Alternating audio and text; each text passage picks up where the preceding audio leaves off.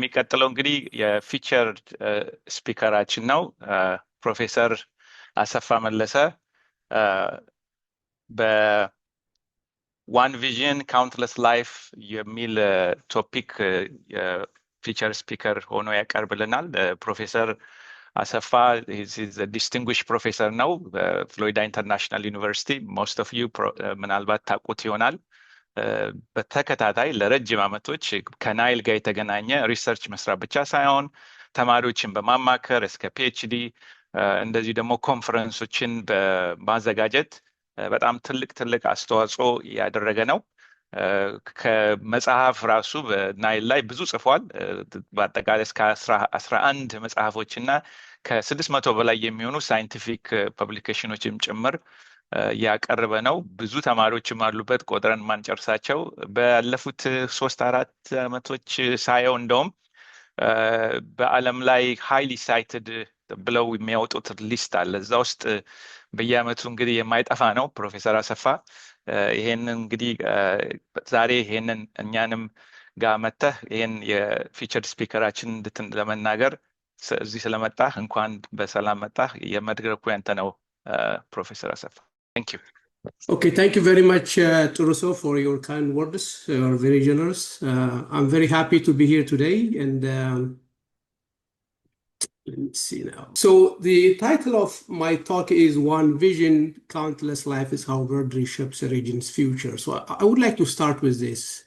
When we think of transformational infrastructures, we always focus on the engineering marvel, how expensive they are, how large they are, how complex they are. But GERD is a little bit different. GERD is a story of how one dam serves as a catalyst to actually reshape the region's future's destiny. And this is really very important. And my talk will be actually revolving around this. And the outline of my talk will be, I'll just give an overview. I'll identify about 6 descriptions and concepts that clearly describe GERD. I'll talk about more than a dam, which I would say actually triple legacies that actually comes along with GERD. And I'll talk about one dam and 5 transformations that actually brings about very important change in the region, and then specific policy recommendations, and then finally, key takeaways. So there is one simple but also highly powerful saying that when it comes to GERD, it is built by one, benefits money. It's the generosity of Ethiopia to spend $5 billion to build this, not only for Ethiopia, but also for the region. Practically 6+ countries benefit out of this. It's not also one sector, it's beyond energy. It's going to actually impact the economic sector, the environment, agriculture, national security, and as well as it's beyond Ethiopia again. It's Tanzania, it's Kenya, it's South Sudan, it is Sudan, it's Djibouti, it is Egypt. So we're going to be seeing how this actually benefits the region. And it's actually one dam, 5 transformations. I'll talk about in my next slides. And this is a project that actually transforms Ethiopia from an energy deficient country into a regional power exporter. And this is also a monumental infrastructure that actually benefits communities for decades to come in reshaping the region's future. And also is going to serve as a catalyst infrastructure for economic growth. There is no economic development without reliable power, and GERD will actually just do that. It's more than a dam. So let me talk about the triple legacy. The first one is infrastructure and technical legacy. So we talk about over here engineering experts and capacity. Over the course of the construction of the dam and even now to the future, to the operations, there is quite substantial amount of expertise and knowledge gained. Institutional capacity is actually achieved, which makes Ethiopia in a position to lead similar projects in the continent. And Ethiopia would actually secure national security through energy independence. The next one, and the most famous one, is an economic and social transformation that's actually brought about by GERD. As you know, GERD is a national symbol for national unity and also pride. The people of Ethiopia has actually bought bonds, and as well as, of course, supports the GERD constructions, which mean that people has been rallying around the dam. And also, The geopolitical landscape of the region will be changing as a result of that. Ethiopia will be a major force in the region, and the Nile Basin dynamics might also be different as a result of that. And third is a development foundation. There is no economic growth without industrial development, and there is no industrial development without energy security. And GERD will actually just do that.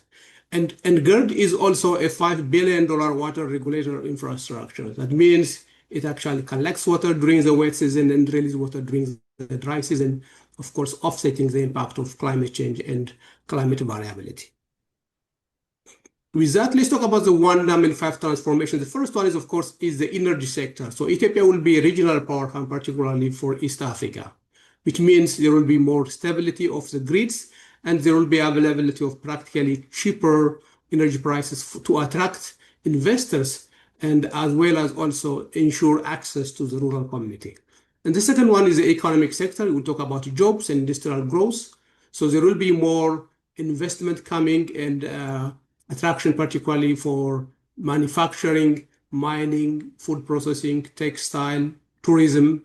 All of them would be actually part of the impact that's brought about by GERD. That will actually bring about the GDP growth. That will actually bring about a FDI, foreign direct investment, to the region. So that is a sector which will be benefiting out of that.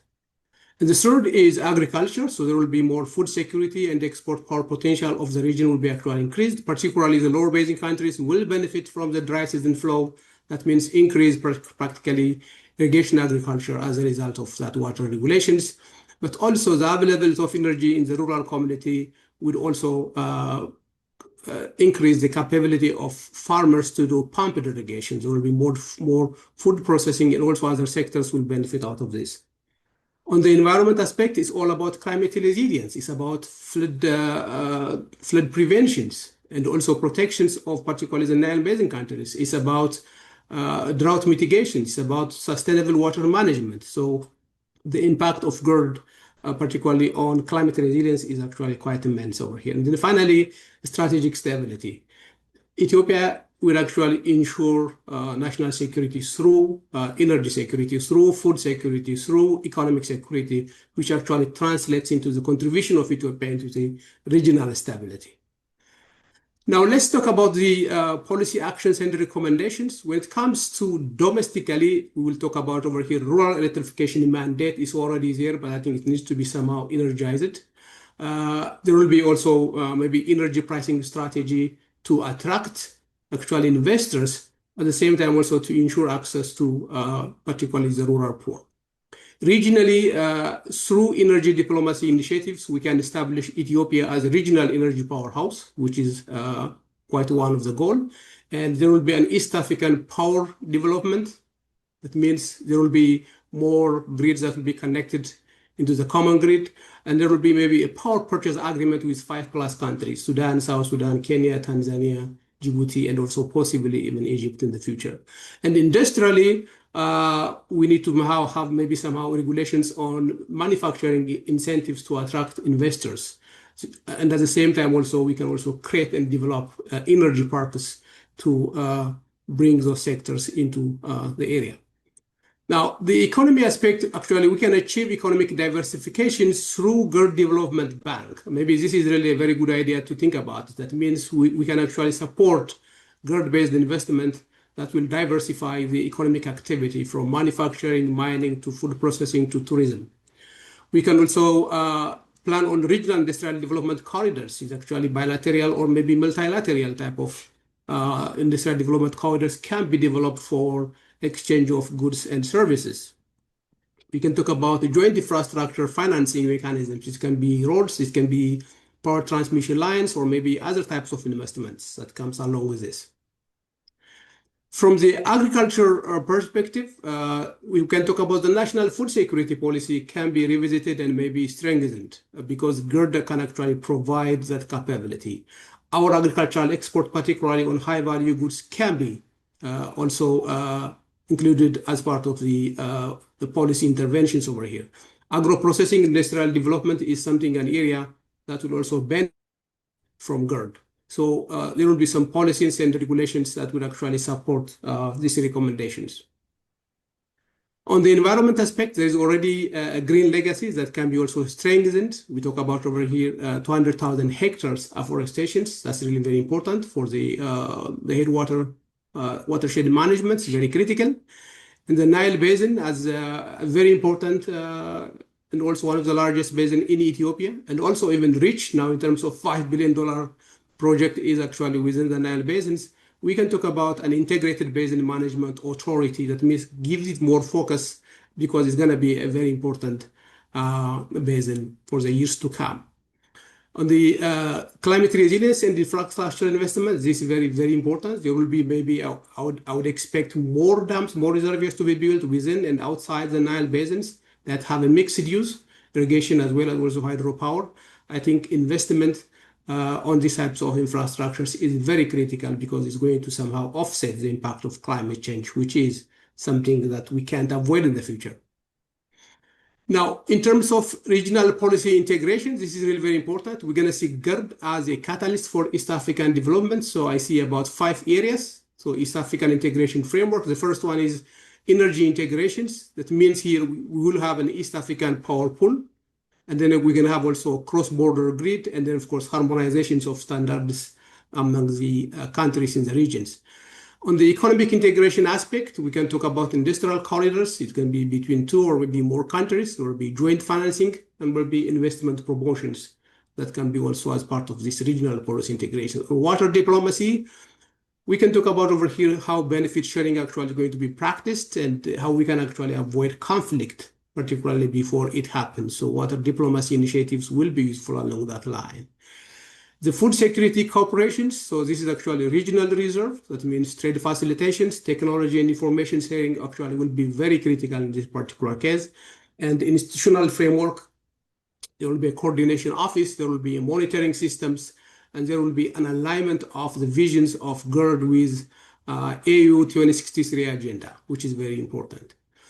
In terms of implementation of this proposed regional integration strategy, we can talk about phases. The first phase is actually the foundation phase. That means establish the regional coordination office. Maybe begin with cross-border projects, launch technical cooperations. This can actually go into the second phase where we see more of an integration actually almost completion. So it's a complete grid interconnections, establishing trade corridors already, and of course harmonized policies among the countries in the region. And then the third phase will be more of a leadership one, which we talk about here. We go from regionals into a continental or maybe into a global. We talk about over here regional hub operations. There will be continental integrations, go beyond East Africa region and then maybe include also other areas. And then of course establish global partnerships with other countries which have similar experience. Now the question is, how do we really measure success, these regional integrations? Well, we can talk about 6+ countries are connected. That will be one indicator. $3 billion plus regional trade. That will be maybe another thing that comes along with GERD. And 100% cooperative framework, 2,000 megawatt regional power export, regional food security, and of course, continental leadership. So these are actually considered to be an indicator for success. So the vision here is actually Ethiopia as an East African hub. That means there will be energy, economy, agriculture, environment, and security. So we are building regional security through regional integrations. And along with this, of course, the GERD's vision will be in line with the African Union agenda, which is eradications of poverty in 1 generation. And this can be a model for integrations at a continental scale. And then the key takeaways from this is the first one is it's a vision by one for the region. This is something very clear, what's actually GERD will achieve. And it's designed for a region and the lower basin in mind. This has to be very clearly indicated. Ethiopia built this dam in a location where it is now, thinking that the lower basin countries would also benefit out of this. This is not a project that's going to hurt the lower basin countries. It actually benefits. The flood reduction, the drought mitigation we talk about are really clearly an important benefit that's not there without GERD.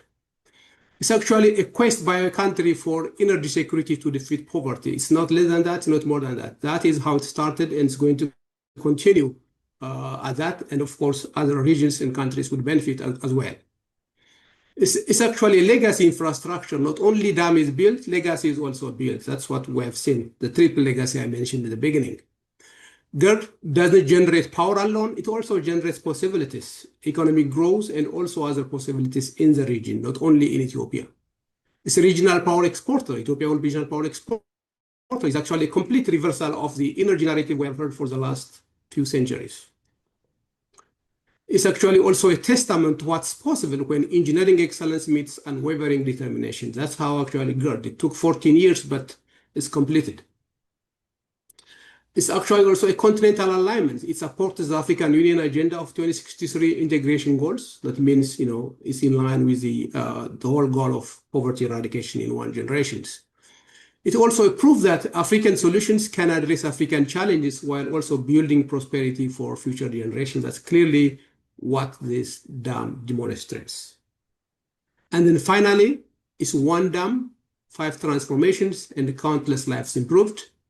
And finally, this is how infrastructure becomes transformational. And this is how a vision becomes a reality. And this is how one nation's ambition can reshape a region's future. Thank you very much. Thank you, Professor Assefa. በጣም እናመሰግናለን። በመጀመሪያ ነገር ኤግዛክትሊ በታይም ላይ ጨረስክልን እና ሪሊ አፕሪሺየት እናደርጋለን። ጥሩ መሰጅን ሰጠህን። ወደ ላይ ሄደህ ምናልባት በኋላ ትንሽ የምናወራበትንም ዲስከስ ልናደርግ የምንችለውን የፖሊሲዎችን የሚያጠቃልል ለዛም ሀሳብን የሚጭር ነገር ስላቀረብክልን በአዘጋጆቹም በሁሉም ስም በጣም አመሰግናለሁ።